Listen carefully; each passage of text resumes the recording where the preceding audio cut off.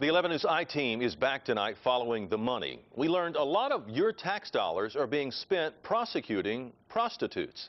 Here's reporter Dave Failing. On the streets of Houston, when it comes to prostitutes, one thing's for sure.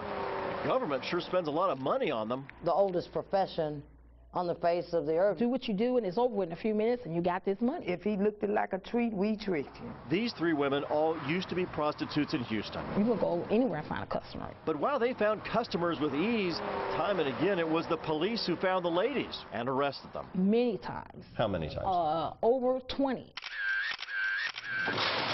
This is Loistine Phillips through the years. Her mugshots reflecting a life lived hard, like a decade's worth of aging, except these pictures are from just 4 years. It became a home away from home for me. The county jail was your home away from home? A revolving door. In all, these women spent many months locked up, and you paid for it. And they were hardly alone.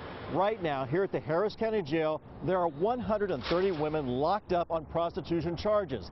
Now, if that number stayed constant over a year and each one of them costs about $50 a day to care for, that means Harris County taxpayers are spending over $2 million a year on them.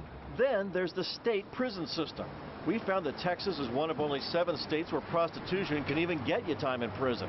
We checked prison data and found that in 2009, Texas held over 300 female prostitutes at a total estimated cost to taxpayers of nearly $8 million a year. State Senator John Whitmire from Houston chairs the Criminal Justice Committee. 3 or more prostitution convictions will send you to prison 5 to 10 years.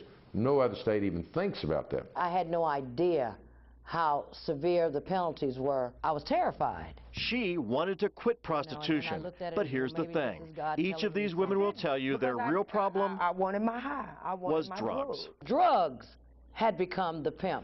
And how did you start using drugs? Which is what brought us to the Harris County Criminal Courthouse to see a new way they're prosecuting prostitutes. Hi, how are you? I'm fine, thank you. 7 years ago, How did you get to Star Court? Harris County started the Star Drug Court. What are you getting out of it? It was to get addicts, male and female, into treatment, not jail, so they hopefully wouldn't come back.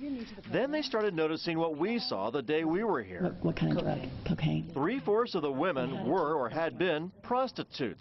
But now, instead of being sent back to jail, they're getting drug treatment, closely supervised by a judge who they have to report to weekly. Okay, great job, thank you.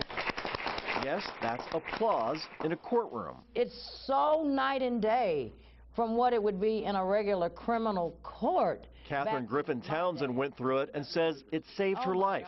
Loistine Phillips says the same. They have people to come, they teach you about how to get a job, how to be a lady, how to talk, you know, how to recognize your defects of character.